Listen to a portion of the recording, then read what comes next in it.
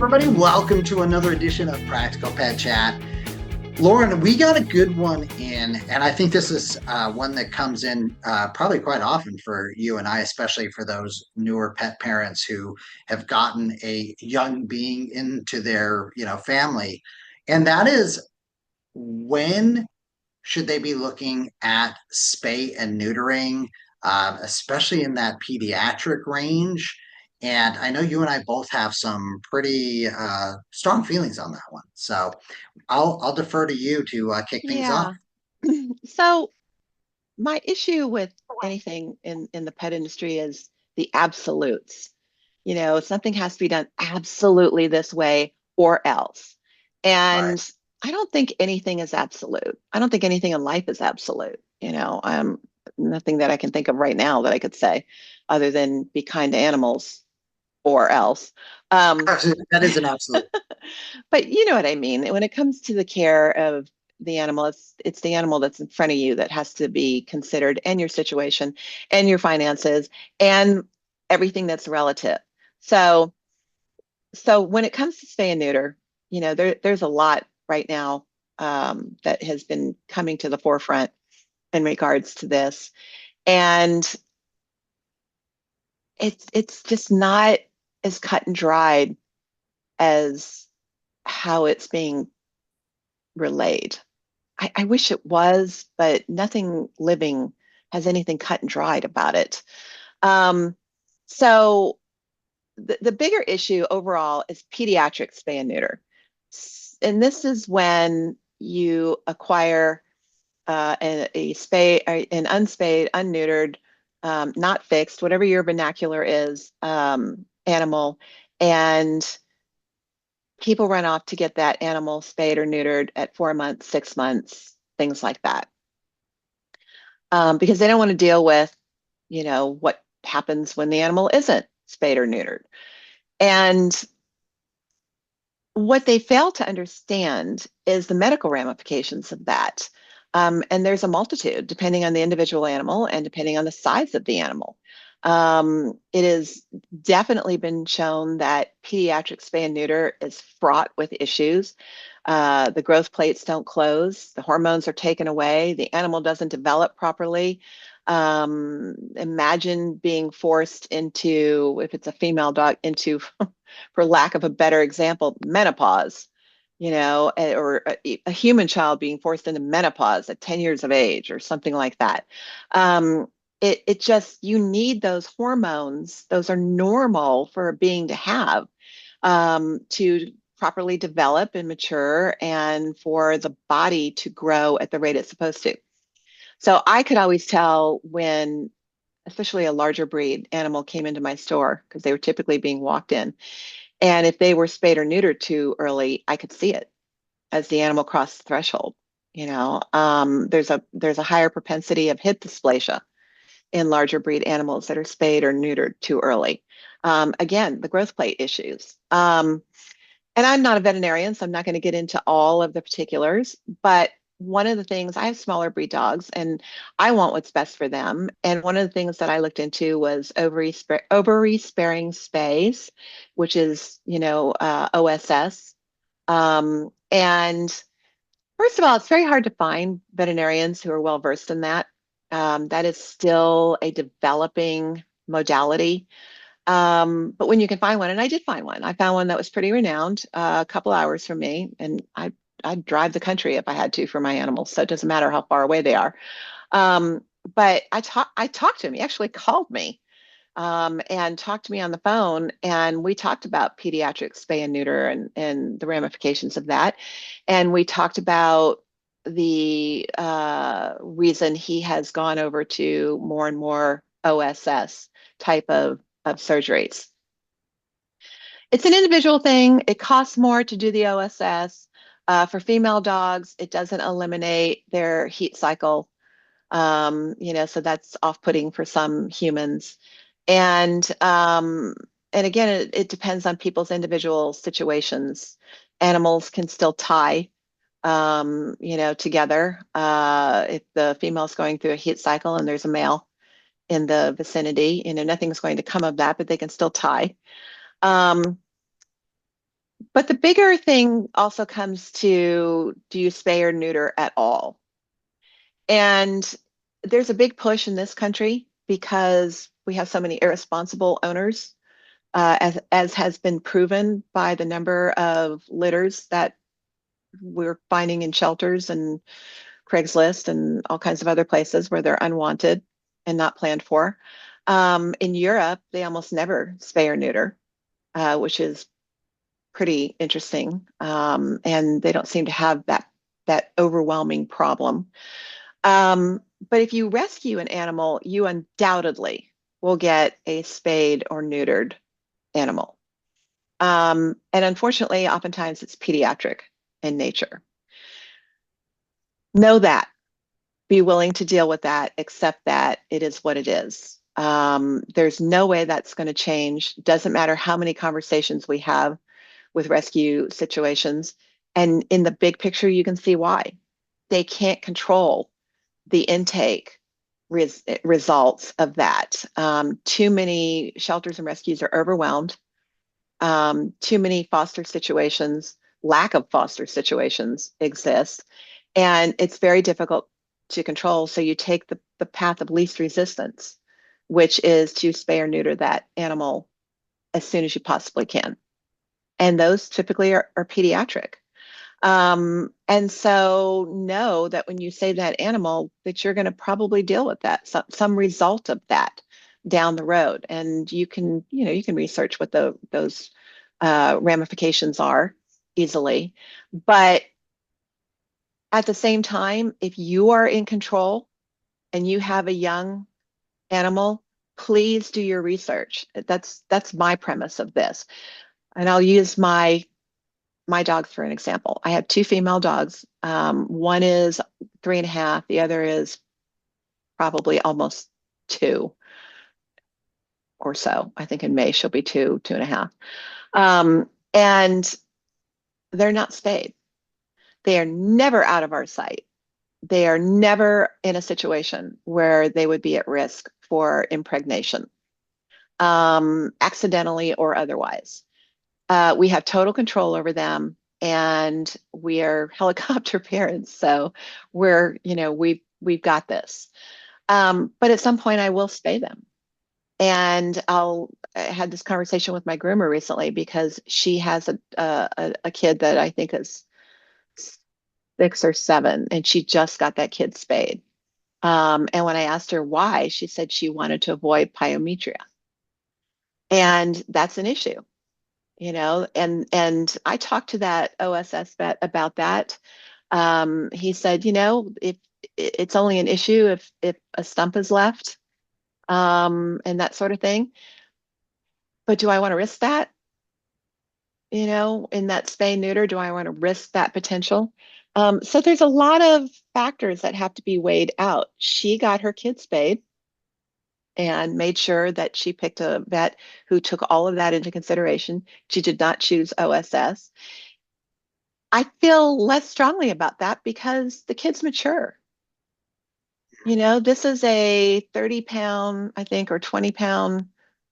Think about what it is. I think it's a Frenchie. So I think it's a 20-pound kid.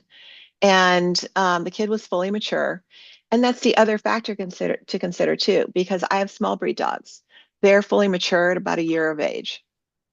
If you have a large breed dog, and the larger the breed, the longer it takes for maturity and development, you're at 2 years or 3 years of age, depending on that breed. And I think research is what we're talking about here, is that you need to not take this lightly and to research all of it, what your choices are going to be. If you have choices, you may not be in a position to choose, but if you have choices, do your research and decide what is best for you and your kid, and know what you're looking at down the line based on the choice that you make. Yeah, I'm glad you stated it so eloquently, because it is about research, not just research for your pet, but also your lifestyle, as you pointed out.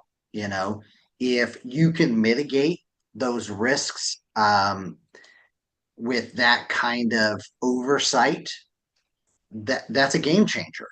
as opposed for most folks out there. So I we're much more aligned in this than I'll admit even I thought we might be. um, because it's important, but I think there are so many factors in the health of our beings. This is just another one that you've got to do your research and dive deeper on. And I think this is one that we have less control over than we ever have in the pet world.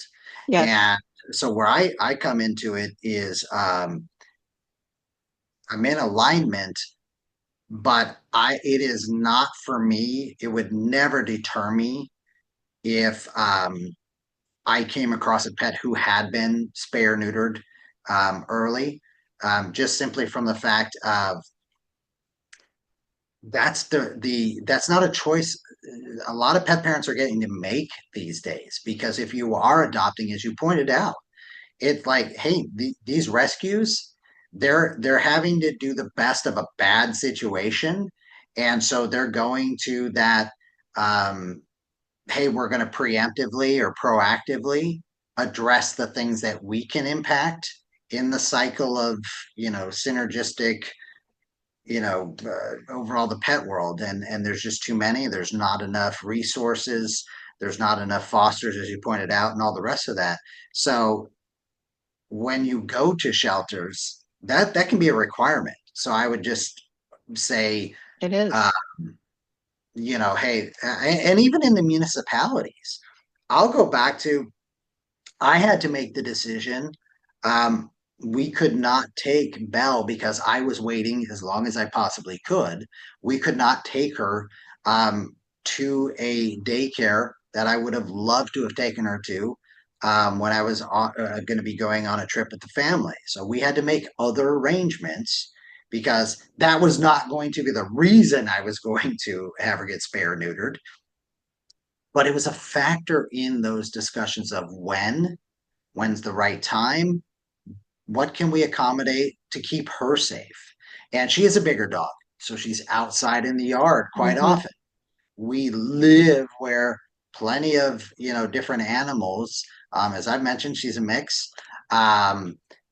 So I am aware of those things, and it did move up. I'll be honest with everybody in that it moved up the time frame of when we decided to do it. Not dramatically, but it did move it forward a bit, where I was like, well, I'd really like to hit this mark before we do it. We probably missed that mark, by a few months, Hmm. because of that awareness, that research. These are the things we're trying to avoid, but here's the reality of our situation. So I would just say, um, when you do the research, to your point, I also think you see those things. And I don't think anybody is, it's not, there's no pamphlet, they don't give you that pamphlet No, to no, but say, I don't like, think hey, I here's don't. the ramifications. Oh, yeah, they don't, and I don't think that people really understand that there are ramifications.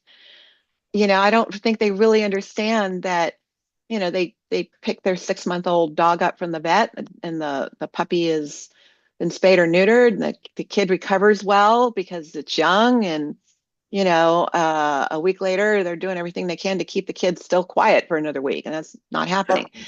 And I get all of that, but you need to know the negative effects of a pediatric spay or neuter to make that choice.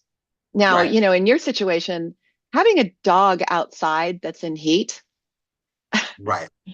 is like ringing the dinner bell, Yep. because dogs for quite some distance can tell that there's a dog about, that is in heat.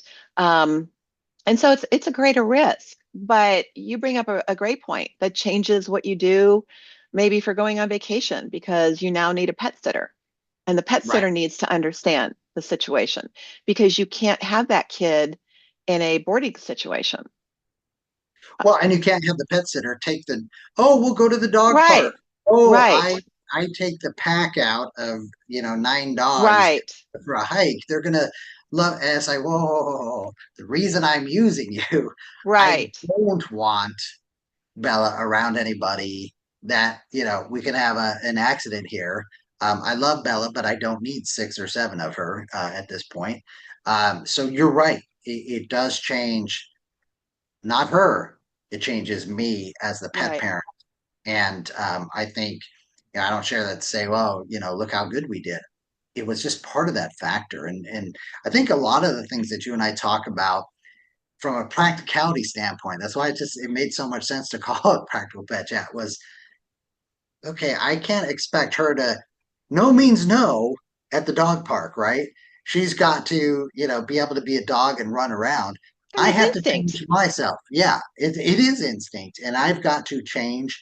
And I think about, we had the little neighbor dog who could squeeze through even our little extra fencing and was so determined to get to her that even the little, bunny fence that we had put up through our, and we lived, that's another thing to think about, requirement for wrought iron fences. So we can't have a blocked out everything. And so, we do our best. And that little dog could jump that perfectly, make it through. That's how determined. And we would sit, and be like, how is that dog in the backyard again with Belle? And I remember the kids going, "Well, it's no big deal. It's just so cute and all that." And I'm like, if that was a boy dog, we'd be Yeah. having a different discussion right now. It's a good thing that's a girl dog.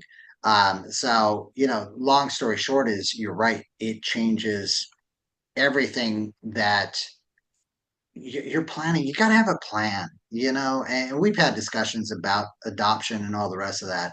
This is part of that planning and something you should have a discussion about, because the other part of it too, to your point, not every family member also understands. Why are you? I remember having arguments with family members, not my immediate family, they got it, but brothers, sisters, cousins, nephews, and somehow related in some weird way of, oh my God, you got to get that dog, spayed right away. Get it spayed and neutered every animal you get. There's just so much misinformation out there. And it's funny because you go to one site and it'll say, oh, look, it's going to have this impact on their behavior. It's going to have this impact on this. You go to the next one, it's like, no, it has no impact, no bearing. So there's so much misinformation out there. It's hard to know who to trust in these That's situations. the problem for consumers and pet parents. They're like, "Ugh, the earth is round, the earth is flat." I mean, for every point that anybody wants to make, you can find something to support that, on the internet. It doesn't matter how extreme or normal it is. It just it's a bizarre situation to try to navigate. But I can remember a client coming to the store in tears because she had gone on vacation and her pet sitter picked up her dog, and the pet sitter stopped by her own house for a minute, brought the dog in, didn't think about the fact that her male dog was there, and they tied together. And so No. now her dog, which she did not want to breed at all, was with puppies. And she was like, "What do I do?" I was like, "Oh my gosh." I mean, she was just so upset. Yeah. And it's making sure that I mean, it's like any parents of any level. It doesn't matter if you have two-legged skin kids or you have four-legged fur kids. You have to be the person that understands every aspect of it. And I know I've had conversations with clients in the past, and they're like, "Ah, you're just so extreme about everything." I'm like, "I'm not. I think about everything because I'm required to. First of all, because of what I do for a living, you count on me to think about those things. And more importantly, I have to think about those things with regard to my animals. So I need to be sure. I mean, a perfect example, I have small dogs. My back door and my front door have a very expensive, because I have such little dogs, I had to get something with fine mesh, very expensive gating that we have to step over to go out the back door or to go out the front door, in or out. because otherwise I don't want to be in a situation that somebody makes a mistake, somebody forgets, somebody doesn't see it happen, and a kid, a tiny little kid, because my kids are 3 pounds, scoots out the door. I peregrine falcons, which I love, nesting a mate, a pair of falcons nesting outside of my front door. It would be all over. I can't Right. fault the peregrine falcons for that. I don't have any idea why that happened, That's right. but That was the Peregrine Falcons were apparently celebrating being at the woo, front door. That's why. that Um, was crazy. I have no idea why that happened. that, Be that's prepared. why. Anything can Yeah. happen here. Yeah. But so, I mean, my husband was even like, I'll make sure they won't get out. I said, nope. I mean, it was a hard and fast. This is never moving. And if we need to move it because we had appliances delivered or something like that, Sure. both of the dogs are locked up in the bedroom. And we make sure there's no oops. There can never be an oops. There can never be a, Right. oh crap, what happened? Or can't find or whatever, whatever, whatever. So you have to think through all those things. And if we were to have a pet sitter, which we wouldn't, but if we did have a pet sitter, it would be you need to understand this is how this needs to happen. I had the one time that I ever left my kids, I had 12 of them, that I ever left my kids with somebody. It was a very wonderful client's teenage daughter.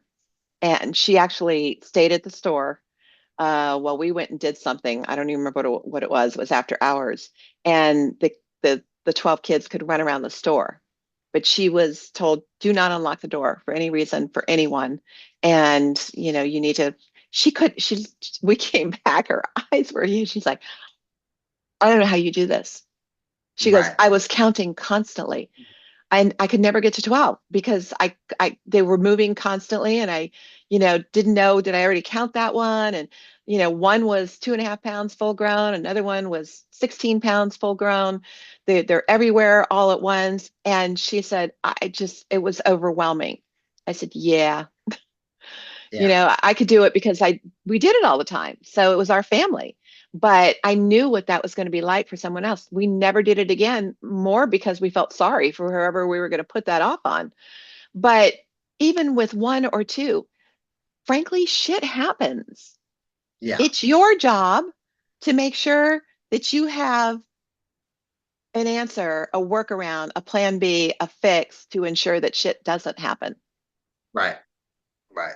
Or at least you've narrowed it down as to the options of what could happen to, something, oh crap, the one thing I didn't think of.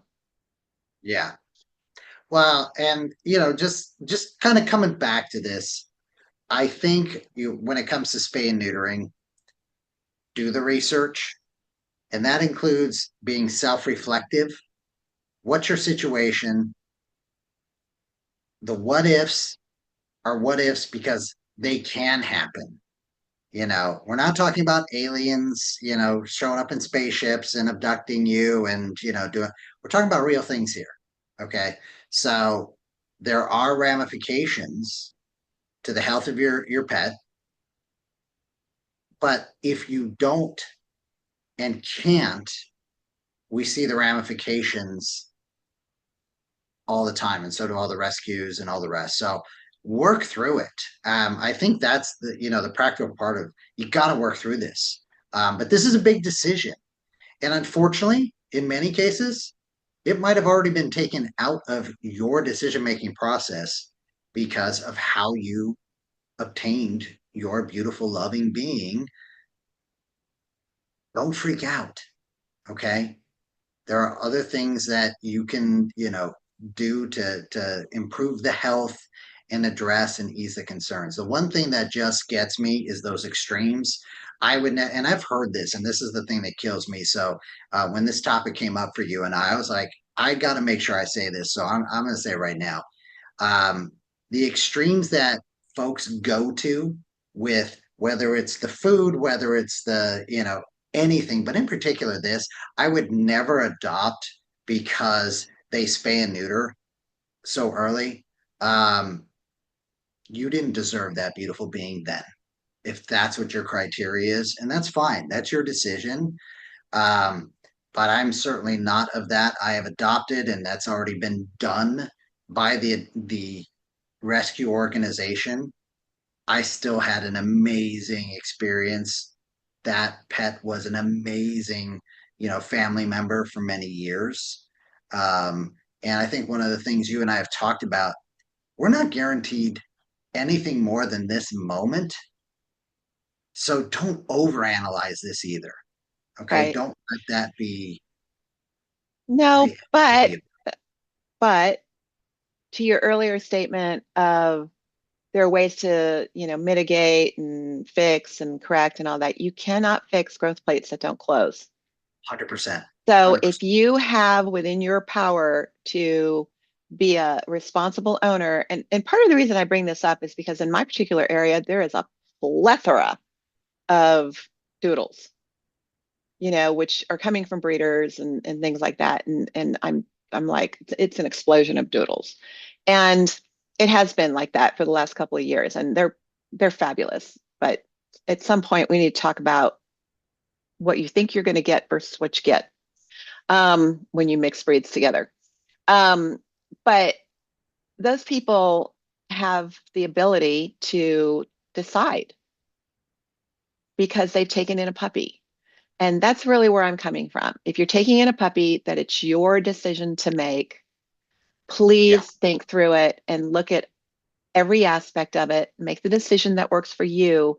Just be aware everything has ramifications, right? Everything has a good and a bad side to it. Everything is, a positive and Yep. negative. Yep. So just make sure that negative. What I don't want is the clients that I've had that said, I had no idea. I wouldn't have done it, Correct. Correct. and it's like, oh, I wish you did. I wish Yeah. you had known. So now it's okay, do the research. Look at the ramifications of pediatric spay and neuter. If you are in control and it works for you and you can take the responsibility of overseeing your animal at all times, then wait accordingly, and if not, love your animal. Bottom Yeah. line is seems to be the theme for every one of our episodes. That that is so true. Yeah, I'm pretty sure. Is that the new movie from The Rock and Chris Pratt, The Explosion of Doodles? I think I saw that preview coming up. If Honest not, to I'm God, sure. we have walking trails around my house, like miles and miles and miles of trails. And every day I see at least a half a dozen. And they're not the same ones because they're different colors and different sizes. And I'm like, wow, and I mean, they're great dogs. Not saying anything bad about, there's a lot of them and I know they're coming from breeders. So I just would hope that people are, doing what they can to look out for the growth and development of those kids. Well, and I'll just finish up with for all of you with doodles, please send those emails to And send practicalpetchat pictures, at send pictures. gmail.com.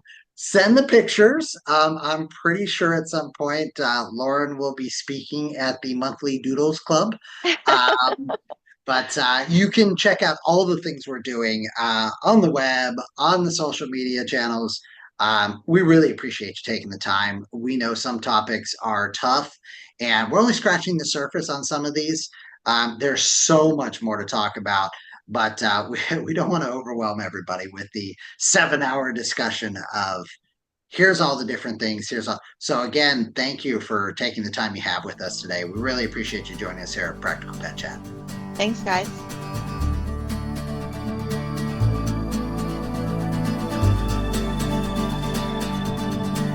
The content of this podcast is for informational purposes only. It is not intended as, nor should it be construed as, professional medical advice, diagnosis, or treatment for your pets. Always seek the advice of a qualified veterinarian with any questions you may have regarding your pet's health or medical condition. Never disregard professional veterinary advice or delay in seeking it because of something you have heard on this podcast. The hosts and the guests of this podcast are not liable for any actions taken based on the information shared during these episodes. Any reliance on the information provided is solely at your own risk. Copyright 2025 Practical Pet Chat, all rights reserved. Unauthorized duplication, distribution, or reproduction of any content from this podcast, including but not limited to audio, scripts, and show notes, is prohibited without prior written consent. The opinions and views expressed by the host and guests are their own and do not necessarily reflect the views of Practical Pet Chat.